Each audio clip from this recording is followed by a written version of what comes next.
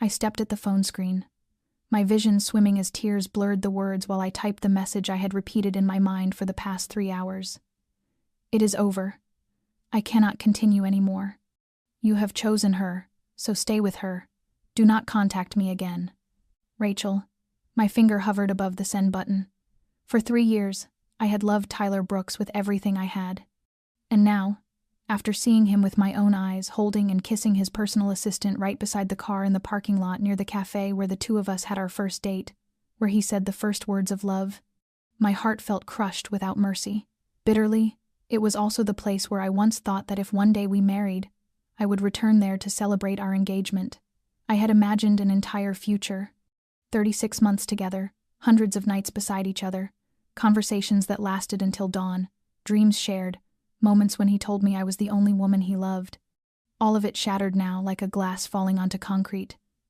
Send it, Sophie, my best friend, said from the sofa opposite me, her hand wrapped around a nearly empty glass of red wine. Send it, Rachel, like tearing off a bandage. He is not worth your torment.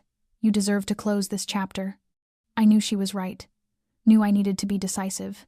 Knew I had to stop wondering whether Tyler ever truly loved me. Because if he had loved me, he would not have kissed another woman. I pressed send, faster than my own instinct could pull back, and immediately tossed the phone onto the carpet as though it had burned my hand. Pain surged through my chest, yet a strange lightness followed. It is done. I never have to hear his voice, see his face, or listen to any fabricated apology again. I grabbed the wine bottle and poured myself a full glass. I am done with men. I am joining a convent. Do monasteries accept non-religious women who drink a lot of wine? Sophie burst out laughing. Probably not. But if they did, you would be the first exception. She stood up and picked up my phone from beside the television stand. Then suddenly, her eyes widened. Rachel, you sent it to the wrong number. What? I looked up from the big sip of wine that had dried my throat. 1 digit is wrong. Sophie handed me the phone. And it was true. I had mistyped one single number in Tyler's number. Just 1 digit. But the other person had replied. The message appeared clearly. Wrong number. But I am genuinely curious. Who chose someone else instead of you? And more importantly, are you free tonight, stranger? My mouth fell open. Dear God. I just sent a bitter breakup text to a complete stranger. Sophie lifted a brow, smiling softly. A stranger who seems polite and curious, and bold. Tonight are you free sounds like he is flirting already. I shook my head and hurriedly typed an apology. I am sorry. That message was not meant for you. It was a mistake. Please ignore it. The response came immediately, as if he had been waiting. Why should I ignore the most interesting message I have received all year? Tell me. About the foolish man who lost you. While my fingers trembled, Sophie exclaimed, Either he is dangerous, or he is the most interesting man on the planet. She laughed and poured more wine for both of us. I still do not know why I replied to him. Perhaps because I needed someone who was not connected to my life. Perhaps because in that moment of heartbreak, a stranger made me feel like I was worth being heard. And so, I began to tell him. If you are still listening at this moment and feel that something in this story touches a memory, an old wound, or a feeling you have never been able to put into words, let us know where you are listening from. Comment the name of your city or state below, so we can see how far Rachel's story has traveled. And if you want to follow emotional stories like this every day, do not forget to subscribe to the channel, turn on notifications, and share this video with someone you believe might also need to be heard. Thank you for staying until now. We will continue right away. I did not know what compelled me to continue a conversation with a complete stranger, especially after being hurt so deeply that I could barely breathe. Perhaps it was the way he replied, brief yet without prying or mocking. Instead, his message felt like a small thread pulling me out of the dark pit that had swallowed me less than an hour earlier. I tried typing and erasing no fewer than 5 times before writing the first line. It is just that I caught my boyfriend cheating, and I do not know how to stop feeling like the most foolish person in the world. He responded almost instantly, as though he were sitting somewhere with the phone in his hand waiting for me to speak. You are not the foolish one. The person who betrayed you is the one who should be ashamed. I paused. He wrote to me using the familiar form of you, Sophie, not the distant pronoun or the neutral one. He spoke as if he already knew me. Sophie leaned back in her seat, raising a brow. And that tone does not make you uncomfortable, does it? I did not answer, only stared at the screen. The stranger texted again. Tell me, if you want. I do not ask for your identity. I do not judge. Just someone you do not know, willing to listen. And strangely, exactly as he said, confiding in someone who knew nothing about me made me feel safe in a way I could not explain. I began telling everything. From the nights Tyler came home late, claiming work. The times I noticed strange traces on his shirt. The calls he ended abruptly when I walked into the room. I spoke about the avoiding eyes, about the embrace that no longer held me tight, about the faint smile when I said I missed him. And finally, the most painful scene I witnessed this afternoon. I saw Tyler leaning down, placing a kiss on the assistant's cheek, or more precisely near the corner of her lips, then wrapping his arm around her waist as if it had long been a familiar gesture. The stranger did not ask for any further details. He only replied, "You have endured too much. You deserve to be cherished." I do not know when it happened, but I forgot that I was speaking with someone who knew absolutely nothing about me. The way he responded made me feel as if I were talking to someone close, someone real. And more importantly, he did not ask for my name. He did not ask for a picture. He did not suggest calling or video chatting. He simply replied with short messages that were gentle and deeply perceptive. I do not know whether it was the wine or the exhaustion of my heart, but I found myself waiting for his next message. "Do you know his name?" Sophie asked, her eyes still on her own phone. I shook my head. "No. And I still have not told him mine. Yet you have already told him about Tyler cheating, about how hurt you are, and even how you saw them together." "Yes. Rachel, you are telling everything to someone with no name, no face, no identity at all. I know, but in some inexplicable way, I feel safer than ever." My phone vibrated again. Another message from the stranger. "Is there something I can do to help you?" I did not know how to respond. I intended to write that he did not need to do anything. But then, I found myself typing something else. "Telling my story to someone I do not know is enough. Thank you." And he replied, "Anytime you need, I am here." And in some impossible way, I believed he truly was somewhere, listening. I woke the next morning with a dull ache behind my eyes and a hollow heaviness pressed against my chest. Outside the window, the Seattle sky was gray and dense, matching my mood. Sophie had left early, leaving behind a sticky note on the refrigerator that read, "Drink plenty of water. And do not answer any more messages from the stranger if you are still drunk." But I was not drunk. I just needed someone to hear me. When I picked up my phone, I did not know what I was hoping for. Maybe a belated breakup message from Tyler, a meaningless apology, or simply absolute silence, as if the past 3 years had never happened at all. But no. The first message I saw was from the unknown number. "Good morning. I do not know if coffee can heal a heart, but I believe that a cup of hot cappuccino and a buttered scone will make your day feel a little less heavy. Check your front door after reading this message." I frowned and slowly walked to open the door, and I froze. On the doorstep was a paper bag from my favorite cafe, the very one I went to every Saturday morning after yoga class. I had never mentioned that cafe in our conversation yesterday. I picked up the bag, my heart pounding with a mix of warmth and unease. Someone had cared about me, quietly, strangely. I texted back, "How did you know I like cappuccino and buttered scones?" He replied, "I am good at guessing what people like. Or perhaps I have had my heart broken too, so I know what makes a person feel a little less empty." I read that line again, and again, more than 3 times. Perhaps because I had never received a gesture so simple and so gentle from a man. Not the loud kind of concern, but the quiet kind. At the right moment, in the right way, I wrote back. Then, "What if I liked hot chocolate with cinnamon?" he answered. "Then tomorrow morning you will find it at your door." Less than a minute later, another message arrived. "May I call you something? You have never told me your name." I hesitated. A part of me wanted to keep a distance, but another part, the hurt part that needed to trust again, wanted to open up. "Rachel, I am Rachel." His reply came so quickly it felt like he had not been able to wait. "A beautiful name. It suits the way you write, gentle but not fragile." I smiled softly.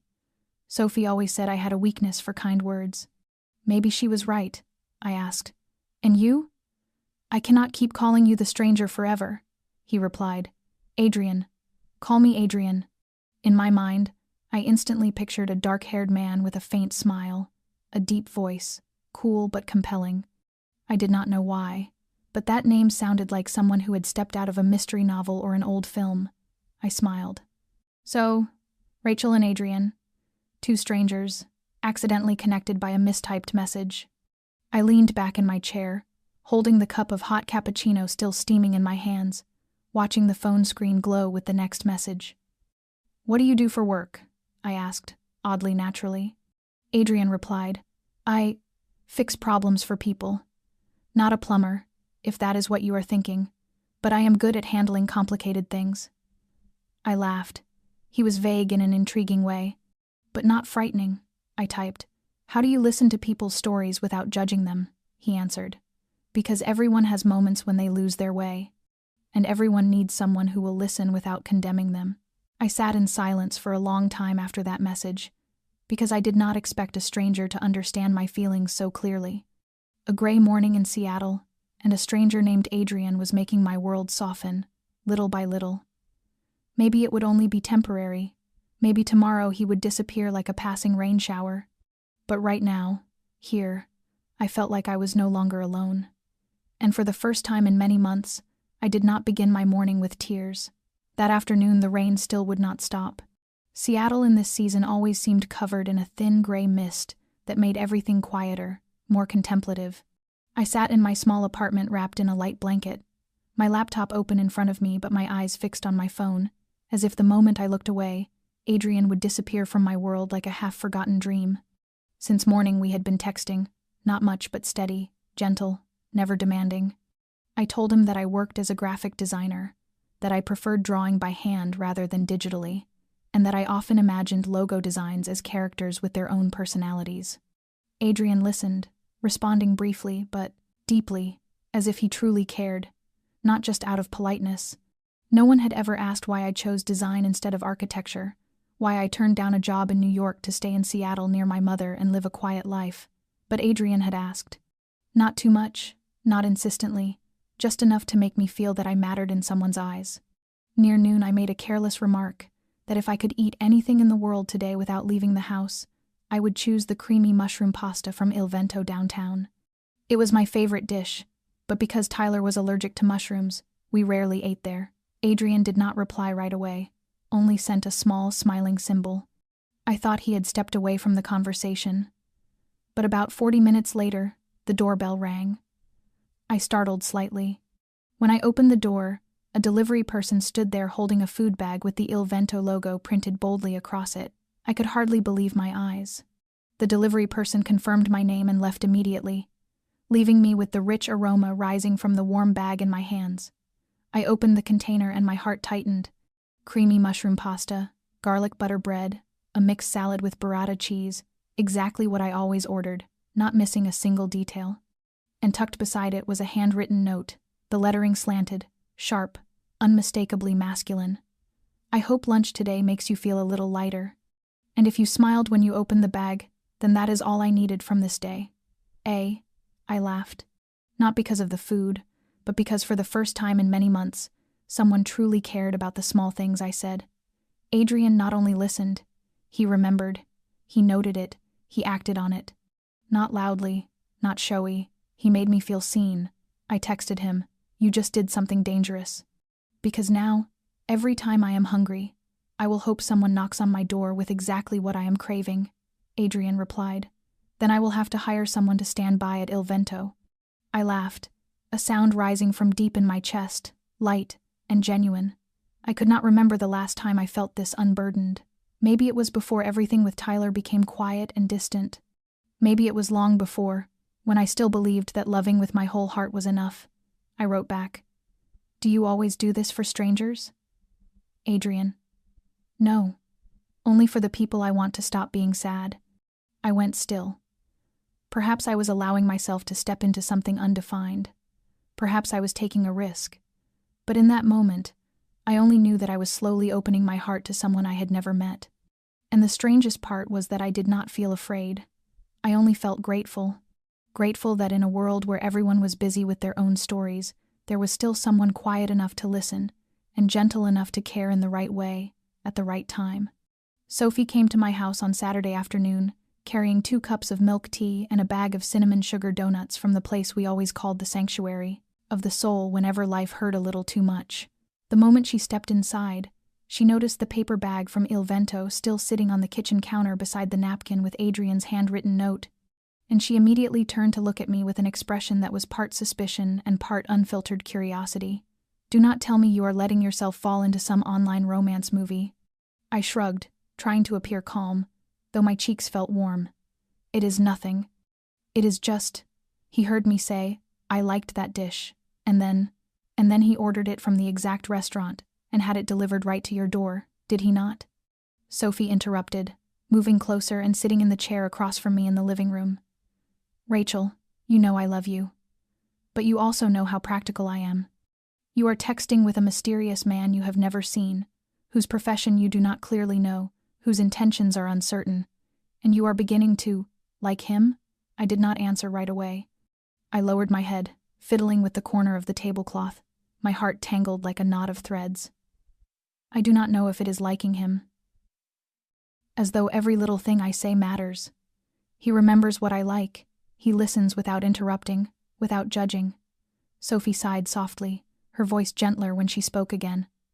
"I understand. And I am not denying that what he is doing sounds dreamy. But have you thought about meeting him? Just once, to know whether the person you are opening your heart to is truly who you believe he is?" I looked up, still uncertain. "He has never suggested it. He has never mentioned meeting." "Then you ask," Sophie said, tilting her head and watching me with seriousness. "If he truly cares about you, he will not hide from showing up. And if he does not want to meet, then at least you will know it is time to stop." I sat in silence for a long time after she left. The question kept looping through my mind. Should I meet Adrian?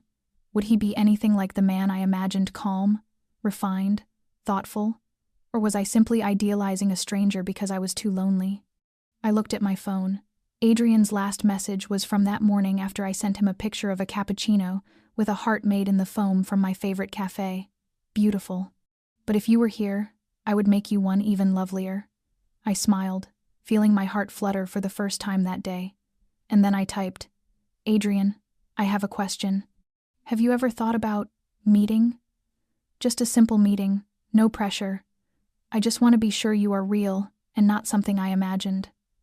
I waited. 10 seconds, 20, a full minute. My heart pounded so loudly I could hear it echoing in my chest. Then the screen lit up. "If you are ready, I would very much like to meet you. A meeting in whatever place you feel safest and most comfortable. I will wait for your choice." The answer was simple, yet it made me breathe again. Perhaps Sophie was right. Perhaps it was. Time to know who was behind those gentle messages. I texted back. "Tuesday afternoon, 3 o'clock, Riverlight Cafe, the table by the window. I will be the one carrying a blue sketchbook." Adrian replied. "And I will bring a daisy. That is the flower you once said you loved, is it not?" I set the phone down, placing both hands over my chest as if to hold on to the tenderness spreading through me. Yes. I had told him that last night, in a message that seemed fleeting. But Adrian had not forgotten. And for the first time in a long while, I found myself looking forward to a meeting. Not to begin something, but simply to know that in this wide world, someone truly cared for me in the most sincere way. Tuesday afternoon arrived sooner than I expected. The Seattle sky held no sunlight and no rain, only a pale gray drifting quietly overhead. I sat at the table by the window in Riverlight Cafe, my hands wrapped around a half-cooled latte, the blue sketchbook resting on the table like a secret signal known only to 2 people. My heart beat relentlessly, not out of fear, but from a breathless anticipation. I had imagined dozens of possibilities, that he would not come, that he would be entirely different from the man I had pictured, that all our conversations had only been a beautiful coincidence of words. But then the cafe door opened, and I knew it was him. Not because he held a daisy in his hand, not because his eyes scanned the room and stopped instantly when they reached me, but because the entire cafe seemed to slow for that brief moment, and I felt as though I were stepping into a cinematic frame where everything fell silent to make space for one person entering the scene. Adrian was tall, with a strong build, wearing a charcoal gray suit that was simple yet refined. His eyes were deep and unreadable, as if holding more than he had ever revealed through his messages. His hair was neatly trimmed, brushed slightly toward his forehead, and his face was angular without being cold. He was not handsome in a flashy way, but with a quiet allure that demanded attention. He approached the table, set the flower down, and offered a faint smile. "Rachel?" I nodded, stood, and shook his hand, realizing my palm was cold while his was surprisingly warm. "Hello. I am Adrian." Even though I had expected his voice to be low and warm from the way he wrote, hearing it in person still unsettled me. Gentle, composed, and restrained, as if he always held himself within careful boundaries. We sat, and for the first few minutes, only the soft clink of a spoon stirring coffee filled the space between half-sentences, but the quiet was not uncomfortable. It felt like two people learning how to step into the real world after growing accustomed to the safety of an unseen one. Adrian spoke little, but every sentence made me feel seen. He asked whether I often drew in this cafe, whether I had ever thought about holding a personal art exhibition, and what it was about daisies that made me love them so deeply. I noticed that when he looked at me, he did not glance the way most men had. He observed, not with curiosity, not with hunger, but with complete presence. When I asked about his work, he only smiled, took a sip of espresso, and said he was still in the business of fixing troubles for others. A description that explained nothing, yet I did not pry. Something in the way he chose his words told me he was not ready to share more, and I respected that. When I asked whether he often did things like this for strangers, sending food, listening to someone's sorrow in the night, he merely shook his head. "I once believed I was good at keeping distance, Rachel. But perhaps you arrived at the exact moment I no longer wished to keep distance." I did not know how to respond. The words were not flirtation. They felt like a truth he acknowledged and offered without expectation. Time passed faster than I realized. When we stood to leave, a fine mist of rain had begun outside. Adrian handed me a small black folding umbrella. He did not ask if he could walk me home, nor did he stand too close. Only a soft look, a wish for a pleasant evening, and a simple promise. "If you want to talk again, you know how to reach me." I nodded, holding the daisy gently, watching him walk into the rain without looking back, and I suddenly realized that Adrian in the real world was not what I imagined. He was more real, more quiet, and far more enigmatic. Yet it was precisely that mystery that made me want to take one more step into this story, even though I had no idea where it would lead. 3 days after our first meeting at Riverlight, I still could not stop thinking about the way Adrian looked at me through the rain-streaked window, as though he could see the parts of me I had not yet learned to understand. We did not text that night. We did not call, did not exchange excessive words. But the next morning, a short message appeared. "Are you free this afternoon?" I knew I should decline, should keep my distance, should give myself time to think. Instead, I typed one word: yes. He chose a small art gallery tucked in an alley near Pioneer Square, a place I had never noticed despite passing it hundreds of times. It was not crowded, not noisy, only soft jazz, warm golden lighting, and abstract paintings hanging slightly askew, as if they too were whispering to one another. Adrian was already there waiting, his hands tucked in the pockets of a long coat, his smile not large but enough to make my heart lose its rhythm. He pointed at a painting filled with black, gray, and burnt red, and asked what I saw in it. I said I saw an abandoned room where people once loved, once argued, and once walked away. He looked at me for a long moment and said that sometimes what we see reflects exactly where our hearts are standing. We did not speak much, yet one thing was unmistakable. The silence between us was never uncomfortable. It felt like a natural part of a shared rhythm, as though he and I were stepping into a space meant only for the two of us. After the gallery, Adrian took me to a tiny Italian restaurant owned by a friend of his. They shook hands, exchanged a few words in Italian, and then Adrian pulled out a chair for me and ordered for both of us without glancing at the menu. Everything was perfect. So perfect it frightened me. I could not remember the last time I laughed that much.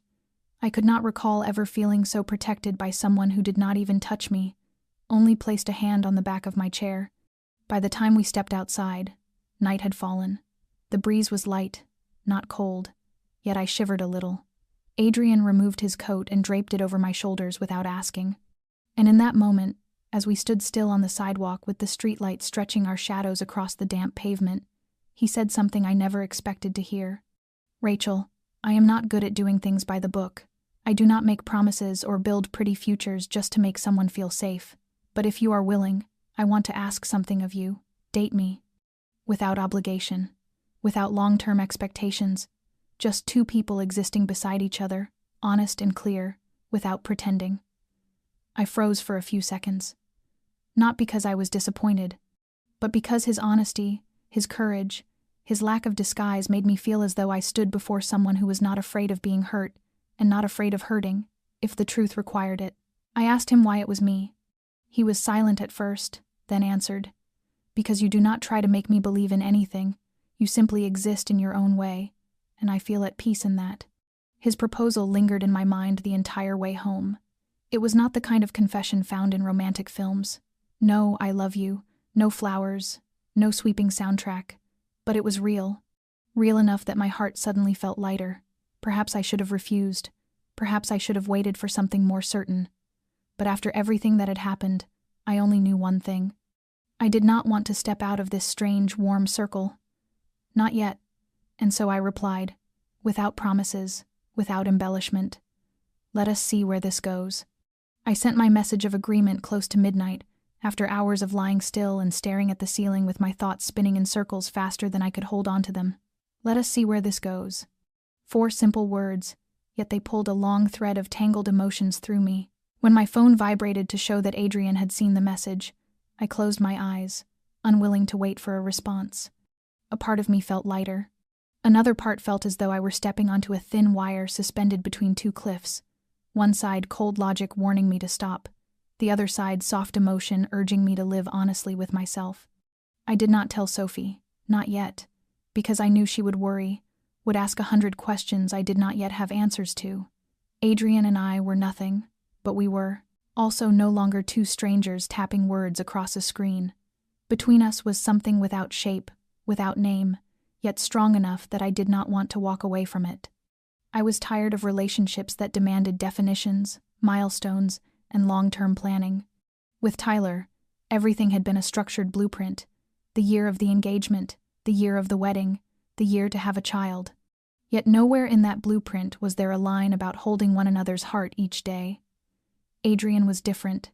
He did not build castles in the sky or promise sweet futures. He simply asked to walk beside me for a while, with sincerity and clarity. And the most frightening thing was that I wanted to walk that stretch with him.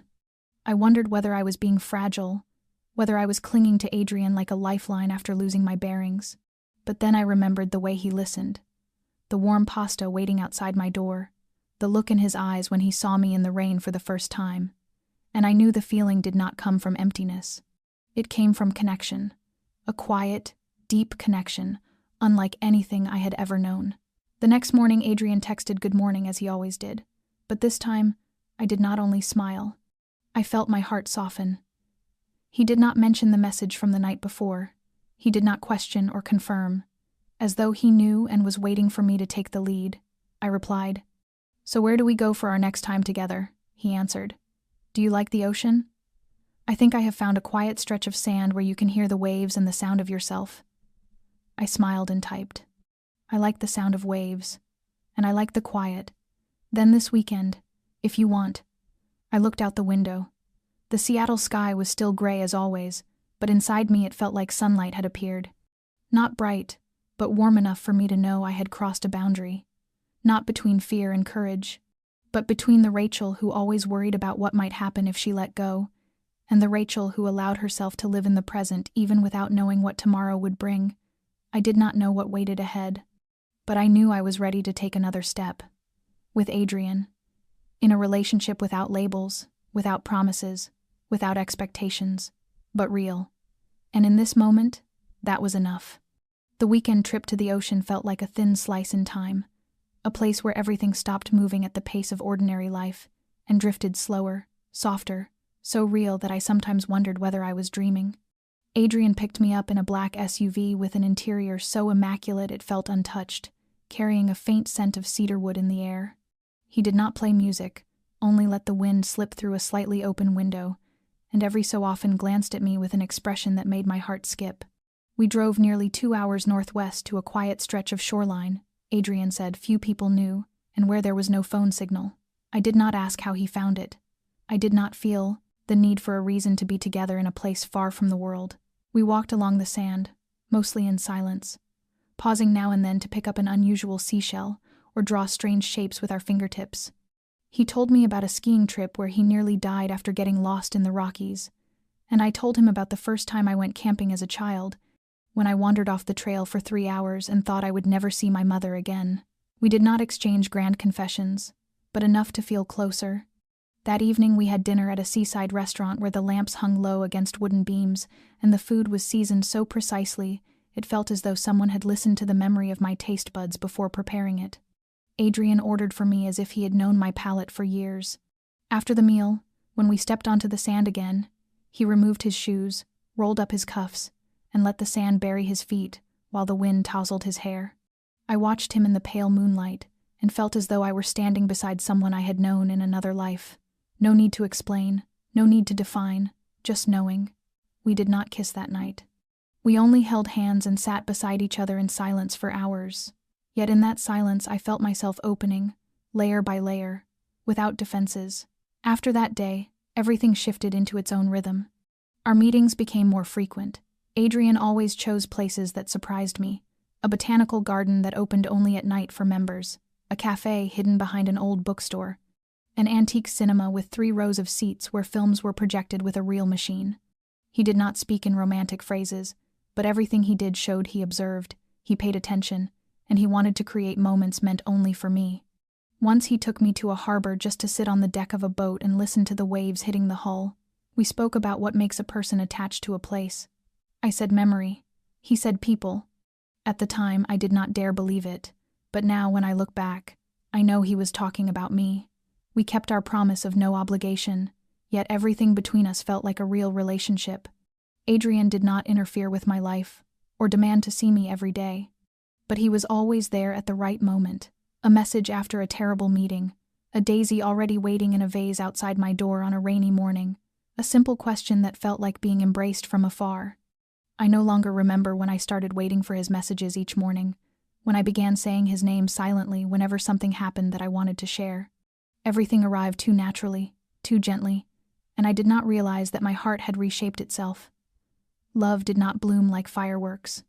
It seeped in, quietly, like underground water, and then one day I recognized I was standing in the middle of an ocean without remembering what the shore felt like.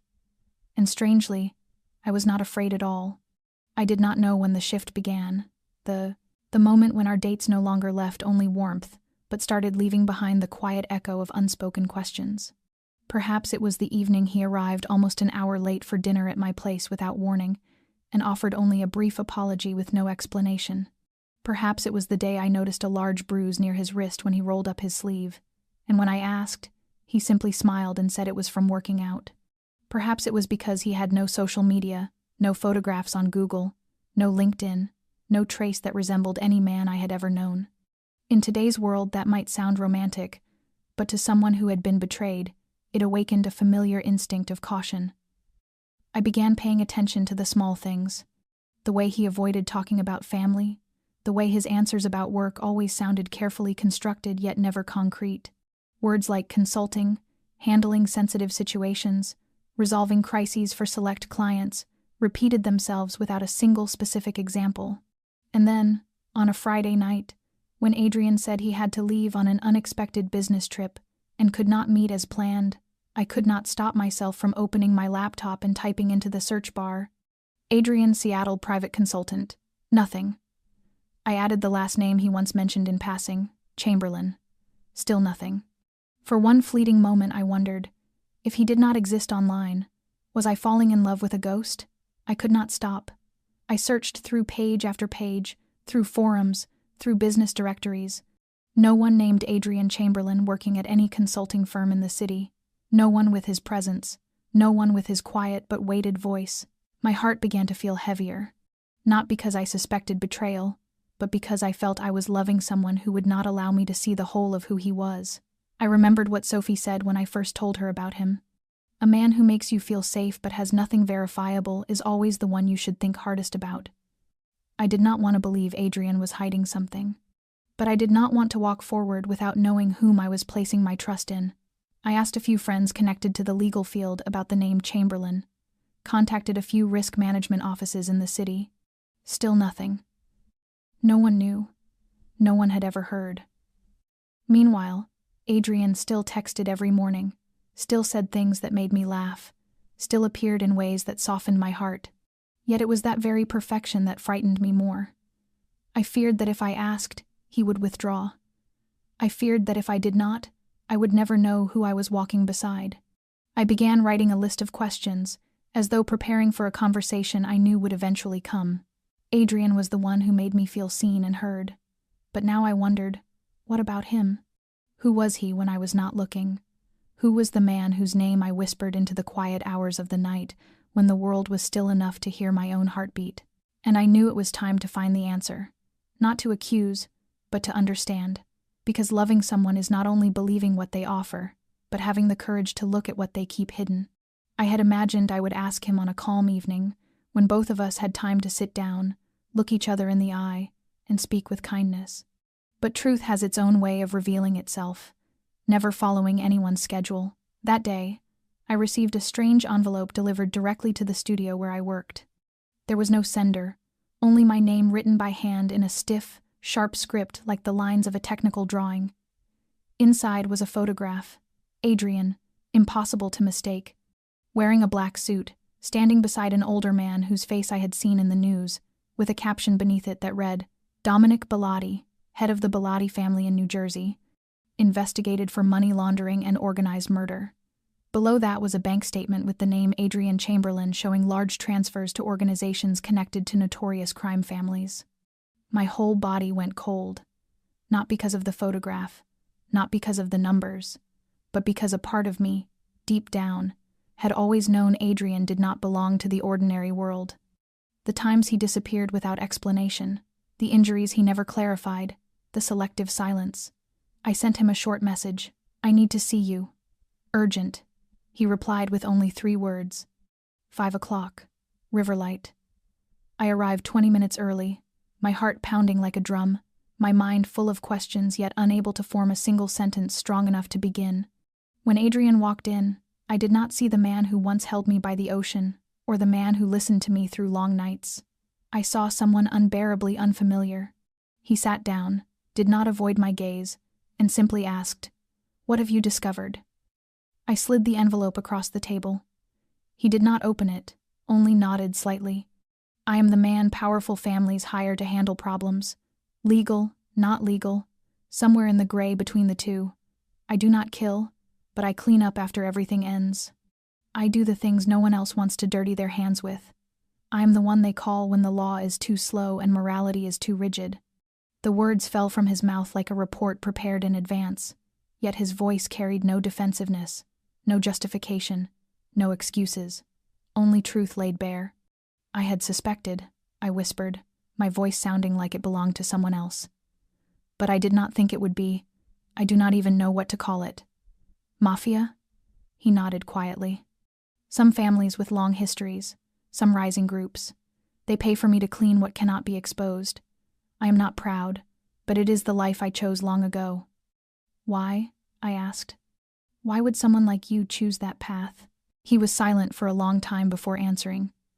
"Because in a chaotic world I learned that control was the only way to survive. And because for a long time I did not believe I deserved anything better, until all you." My eyes stung, not from anger, not from disappointment, but because I had loved him, with a kind of love without name or condition, and now that the truth stood between us, I did not know where to place that love. "Do you want to know anything else?" he asked, his voice unchanged. I shook my head. "I do not know. I need time." Adrian nodded. He stood, placed a small key on the table. "If you want to walk away from this, never see me again, I will understand. But if one day you want to know who I truly am, do not search in files, search in the moments between you and me." He left without looking back. I sat there long after he disappeared, my hand wrapped around the key without knowing what it opened, and I knew this moment was a fork in the road. Either I would let go, or I would step deeper into a world I had never imagined. But whichever path I chose, my heart would no longer be still. Because I had loved Adrian. And love does not always come from the light. Sometimes it blooms in the dark, where people see each other most clearly when there is nothing left to hide. I remained seated in Riverlight until the staff began stacking chairs and dimming the lights. The small key lay still in my palm, cold and edged, a tangible fragment of the truth that had just been placed into my heart, and I did not yet know how to hold it. I did not cry. I did not rage. I did not walk away the way I once believed I would if I ever learned that the man I loved was connected to a world of crime. I simply went quiet. A quiet that had no name, not because I felt nothing, but because everything inside me was colliding so powerfully that no language could contain it. That night I did not text. I did not call. I did not tell Sophie. I simply lay on my bed, eyes open, staring at the ceiling where streaks of light from outside slid across like the slow breathing of the city. In my mind was Adrian's voice, steady, honest, unhidden. I am the one they call when the law is not fast enough and morality not flexible enough. There was something in the way he said it that kept me from hating him, kept me from seeing him as a monster, even though everything he was connected to had been the sort of thing I was taught to fear and condemn since childhood. But what kept me awake through the night was not Adrian's past. It was a single question. If he had never spoken it aloud, would I have sensed it anyway? The answer was yes. I had sensed it. I had known there was something complicated in him, and I had loved him still. Not because he was flawless, but because he had never hidden what he felt for me, even if he hid the rest of the world. The next morning I rose early, put on my warmest coat, slipped the key into my pocket, and walked a long stretch through the crisp air. I needed to feel my body again, needed to hear the sound of my footsteps on the ground, to remind myself that I was still here, still choosing my own life. I did not know what I would do about Adrian.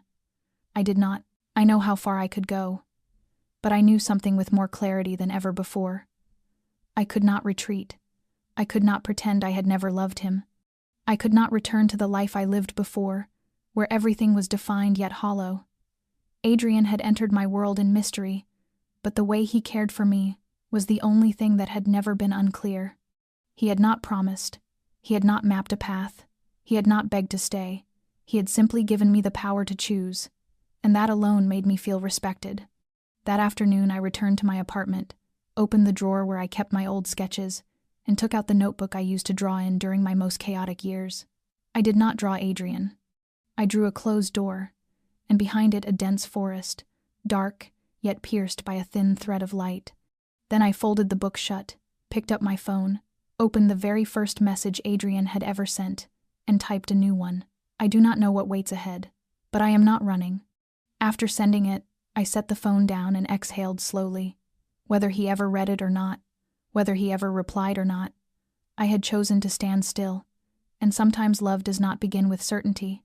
It begins with accepting what is unclear and trusting what one feels, and I, in that moment, believed that there was still a part of Adrian not yet consumed by darkness, and I wanted to be the one to see that part, even if it meant walking through more than I ever imagined I could endure. The first message from Tyler arrived on Wednesday morning. Only 3 simple words. "Are you okay?" I did not reply, partly because I did not want to reopen what was already closed, partly because I no longer felt I belonged to the place where his name still lived. But what I did not expect was that my silence seemed to become the very reason he kept trying to move closer. The second message came a few hours later, then a third, then a fourth. They were short, not angry, not bitter, but carrying a strange persistence, as if he did not truly care how I was, only that he could not bear being ignored. By the 5th day, he called. I did not answer. But afterward, I saw that he had tagged me in a public post from his account, an old photo of us together on a picnic, with the caption, "Someone once said they loved me, now they have truly forgotten." My heart stumbled for a beat. Not because I still loved Tyler, but because I understood men like him, their version of love always intertwined with possession. I removed the tag and blocked the account. But just a day later, I discovered someone had come near the studio where I worked and left a bouquet on my easel, unsigned. I knew it was Tyler. The scent of his cologne clinging to the paper was unmistakable. A shiver moved through me. Sophie told me I should tell Adrian. I hesitated, partly because I did not want to turn this into a clash between two men, partly because I was not ready to bring Adrian into a corner of my life I had once wished to bury. But the next morning, when I stepped outside and saw Tyler standing against his car across the street, holding a cup of coffee and staring at me, I knew I could no longer stay silent. He smiled like nothing was wrong, said my name in a voice I once mistook for gentle. "Rachel, just 1 minute. I only want to talk." I said nothing, stepped back inside, and locked the door. And then I messaged Adrian, not with a long explanation, just one line: "I think I need you right now." He called almost immediately, his voice calm but with something beneath it, something hard to define. "Where are you?" I gave him the address.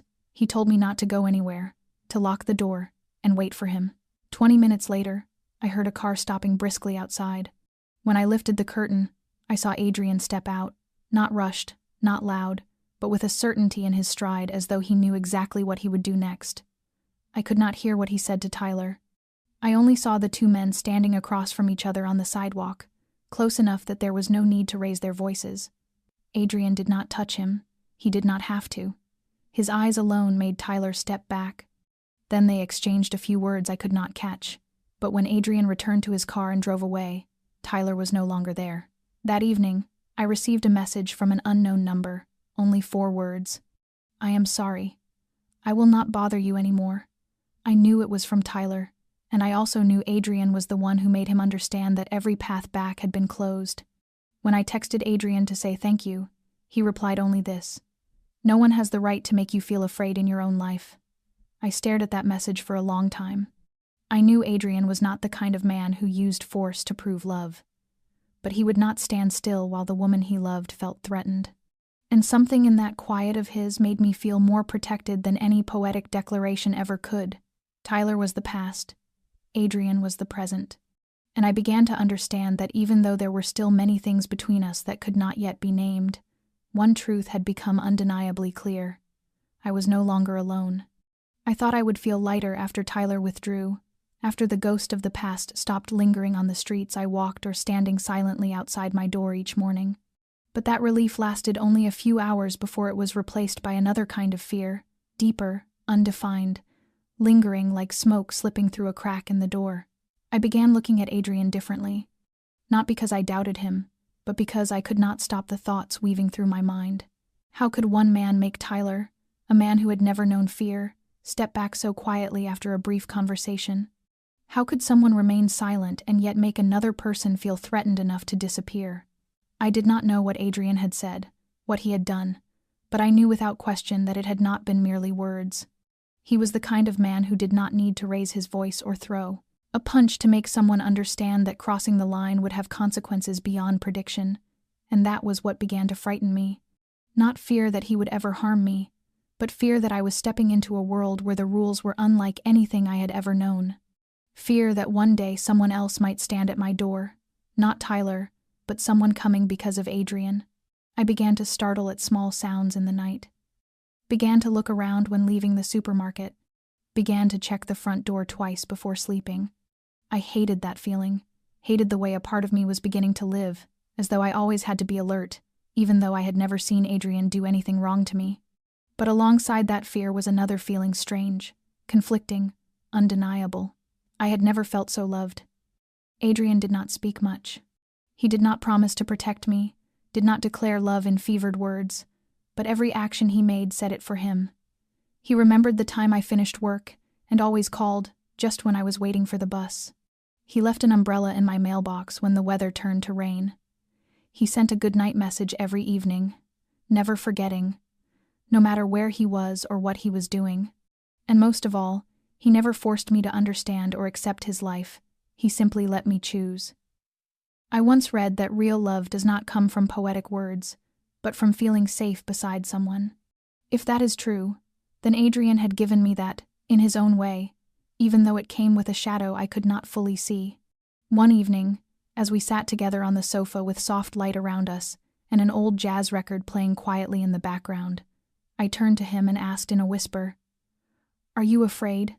Afraid that one day I will no longer bear it and walk away?" Adrian was silent for a while, then nodded. "Yes. But if that day comes, I will not hold on, because the one who stays with me must be someone who chooses it, not someone kept there. I did not answer. I simply rested my head on his shoulder and closed my eyes. Among all the uncertainties, I knew I still wanted to stay.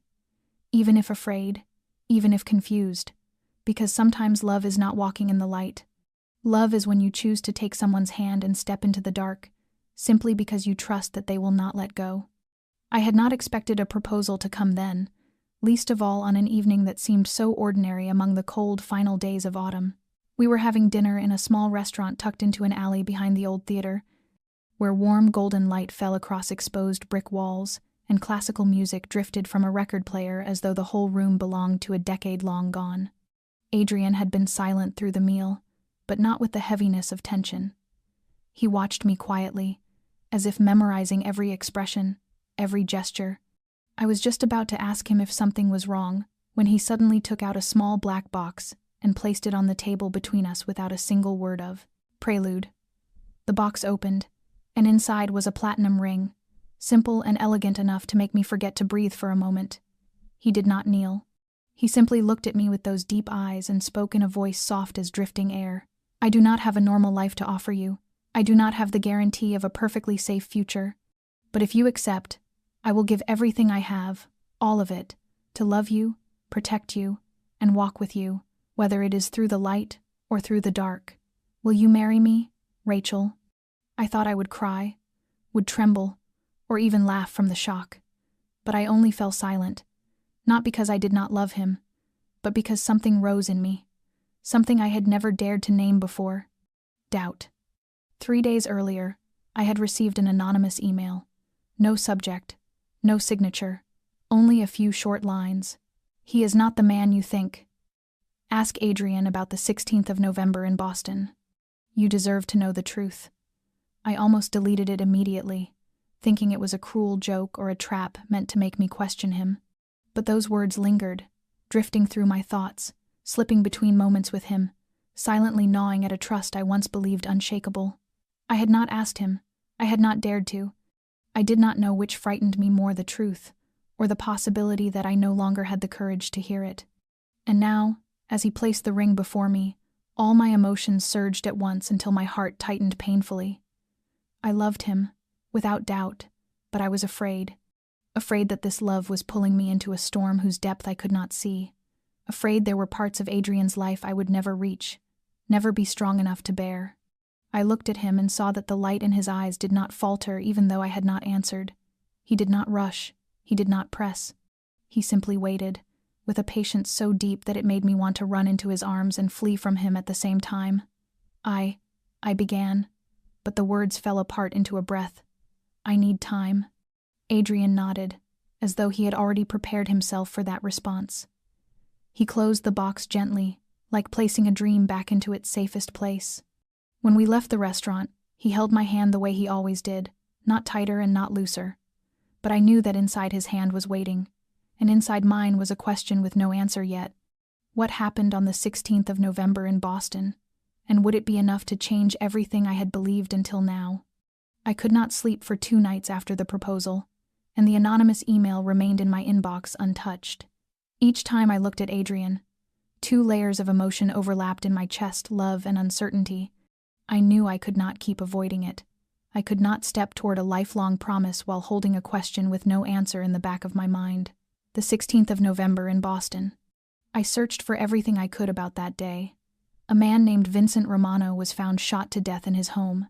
He was a lawyer who handled assets for families tied to organized crime. No arrests, no witnesses, no evidence. Yet somehow someone sent me the exact date, the exact city, and I knew I had no choice but to ask. That evening, I went to Adrian's home without warning. He opened the door with the same composed presence I knew so well, but his eyes darkened slightly when he saw my expression. He did not ask why I came. He simply stepped aside to let me enter. The apartment was as quiet as always, warm amber light washing over the dark wood shelves and floor, but nothing was warm enough to soften the question lodged in my throat. I did not sit. I did not wait for him to pour wine or turn on music. I stood in the center of the living room and looked directly at him. Adrian, I need you to answer honestly. He nodded slowly, never looking away from me. I received an email. Someone anonymous told me to ask you about the 16th of November in Boston. I did research. I know that someone died that day. His name was Vincent Romano. Do you know him? Adrian's expression did not change, but his eyes closed slowly, as if he were not deciding what truth to tell, but how to tell it in the least painful way. At last he opened his eyes and looked straight into mine without flinching. He knew the man. I swallowed hard. Then, were you involved in his death? He remained silent for a long time, then stepped toward me slowly. When he spoke, his voice was no longer the calm, steady tone I was used to, but carried the weight of deep exhaustion. Rachel, my work is not to kill. I have never intentionally taken a life, but sometimes my presence in a room is enough to make someone else choose wrong. I stood on the steps of Romano's house on that very day. I went to persuade him to withdraw from a deal I believed was too dangerous, even for those who live in the shadows. I did not kill him. But less than 2 hours after I left, he was shot. You may think I was involved. You have the right to doubt, and I will not blame you for it. But I swear on everything I have that I have never put my hand into anyone's blood. I said nothing. My body felt rigid, my hands cold. But what stunned me most was not the content of his words. It was the emotion in his voice. It was not justification. It was not denial. It was the wariness of a man who had lived too long in a world where death was familiar. So familiar that he himself no longer knew who he was within it. I stepped closer, placed my hand against his chest where his heart beat steady and unshaken. Have you ever killed anyone, Adrian? It was the final question. He looked at me, deep and long, then shook his head. He had never killed a man, but he had made a few face the consequences of their own choices. I nodded slightly, then rested my head against his shoulder. I am not sure I understand everything, but I trust the way you look at me. I trust the way you stay beside me without asking for anything. And if I must choose between a perfect man who lies and a man who carries darkness but is true, I choose you. Because you have never hidden your light, even when it is very small. We sat beside each other for a long time after every question had been asked, and every silence had spoken for the things that could not be put into words. Adrian did not try to justify himself further, nor did he try to ease my confusion. He simply sat there, quietly resting his hand over mine, as if to remind me that if I was still here, then so was he. I knew the truth he had given me was not meant to keep me, but to give me the right to walk away without regret. And it was that very thing that made me unable to turn my back. I once believed love had to be beautiful, pure, free of shadows.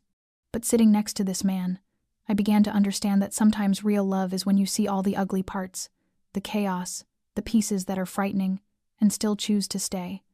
But I could not continue with only love and acceptance. I needed one condition. I spoke softly, my eyes still lowered to our intertwined hands. Adrian turned toward me, his gaze unchanged, still calm, still deep, still the kind that made me want to trust. Tell me. I took a long breath, then lifted my eyes to meet his. I will say yes. I will wear the ring, and if you still want it, I will be your wife. But I need one thing. I need you to leave that world. Not immediately, I know that is impossible. But I need to see that you are finding your way out, that the life we dream of is not built on a foundation of darkness and danger. I cannot live every day fearing that a phone call in the middle of the night will take you away forever. Adrian did not react right away. He remained silent, and I saw in his eyes a struggle that was real. He had once told me he did not know if he could ever truly get out. The world he lived in did not easily release those who had stepped too far inside. But after a long while, he nodded, slowly, but firmly. If that is what you need to stay, I will do it.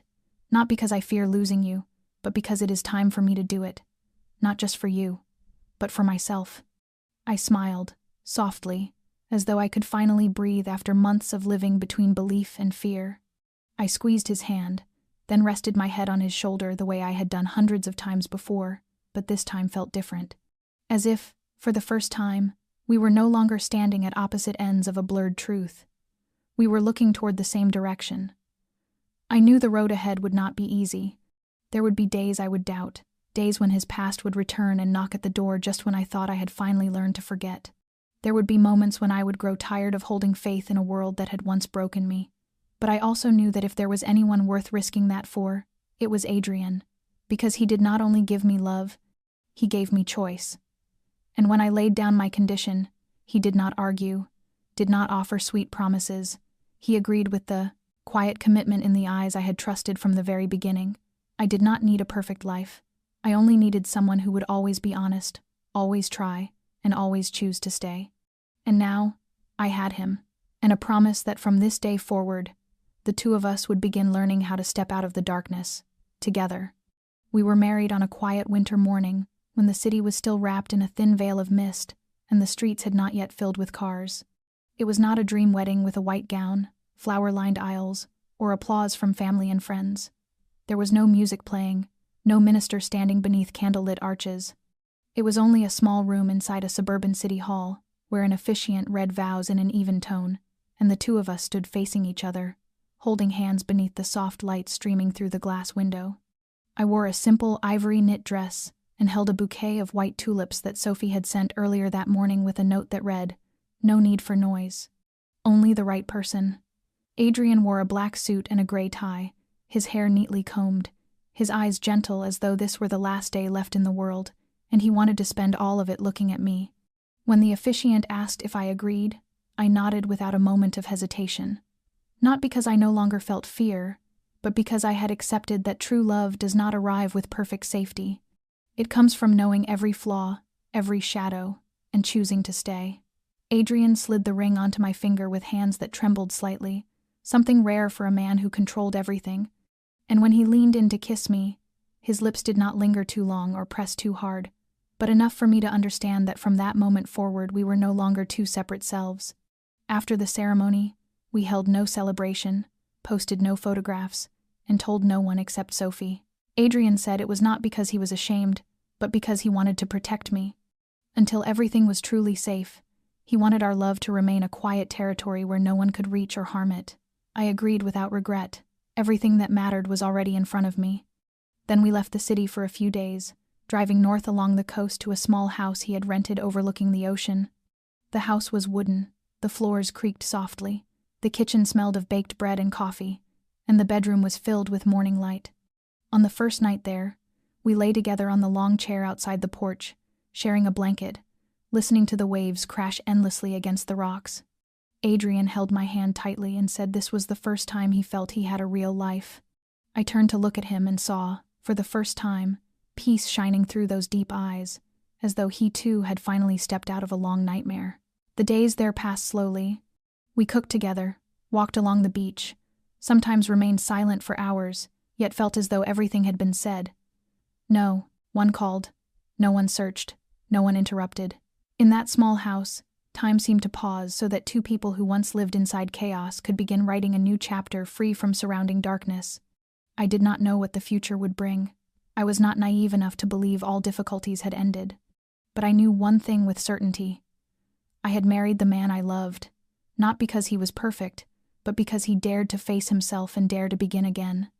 And I, Rachel Morgan, chose that with both my mind and my heart. In the stillness of the first morning as husband and wife, when Adrian turned toward me, touched my cheek, and whispered, "Good morning, my love," I knew I had chosen the right road. Not loud, not dazzling, but the beginning of something truly worth living. We left the wooden house on a still Monday morning, when the sun was only beginning to rise behind the distant green hills.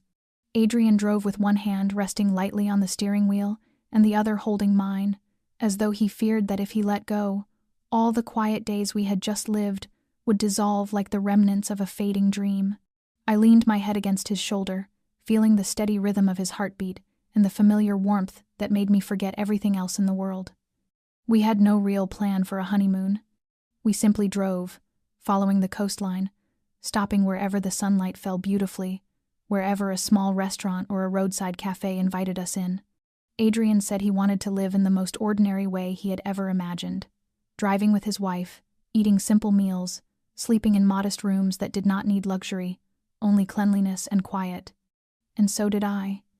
I never knew such simplicity could make me so deeply happy, until Adrian's phone vibrated on the afternoon of the third day, just after we left a small gas station outside town. He picked it up and looked at the screen for a few seconds before his eyes darkened. I could not see the caller's name, only felt the atmosphere inside the car shift. Adrian did not answer immediately. He drew in a slow breath and said quietly that he had to take this call. I nodded, trying to look calm even as my palms grew cold. He stepped out of the car and turned his back to me as he answered.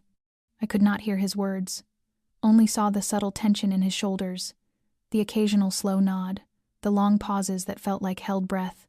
The call lasted no more than 5 minutes, but time seemed suspended. When he returned to the car, his eyes were still the eyes I knew, but something in them had changed, as though he had been pulled backward into a world he had worked so hard to leave. I placed my hand over his without asking anything, waiting for him to speak first. Adrian drove in silence for several more miles before stopping along a cliff overlooking the sea.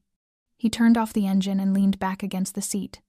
The caller was Carlo, a name I had never heard, but from the weight in Adrian's voice, I understood he was not simply a friend. Adrian spoke slowly, without hiding anything. Carlo had once been like a brother to him. They grew up together, worked together for many years, until their paths split after Adrian refused to take part in operations he could no longer control. The call had been a warning. Someone from Adrian's old world had learned we were married. And though no motive was clear, Carlo advised him to be prepared for the possibility that not everyone would accept his change. I felt a coldness fill my chest.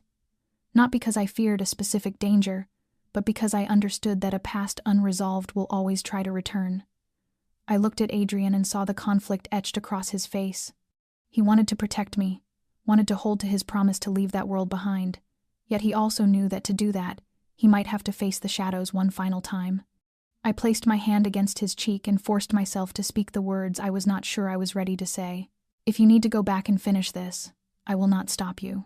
But I need you to promise one thing no matter what happens. You must come back to me. Adrian took my hand, lifted it to his lips, and kissed my palm like a silent vow. He said he was not afraid to return. He was only afraid that it would make me live once more in uncertainty. I said nothing. I only tightened my hold on him, because I understood that love is not always about keeping someone beside you, but being willing to let them return to the parts of themselves they must confront, to fight one last time, so that they can truly begin again without secrets, without hiding, without the past pacing outside the door. And I believed Adrian would return. Not only return to me, but return to the man he had chosen to become. We returned to the city on an early morning when the sunlight was just warm enough to spark hope for the things still uncertain ahead. Adrian said nothing through the long drive, and I simply looked out the window, thinking about the life we were choosing to build together, step by step, even if it had begun from broken pieces. The days that followed passed slowly, quietly, but not peacefully. Adrian began cutting ties with the remnants of his old world. There were phone calls, discreet meetings, negotiations I was not part of, yet I always knew he was doing it for one purpose, our future.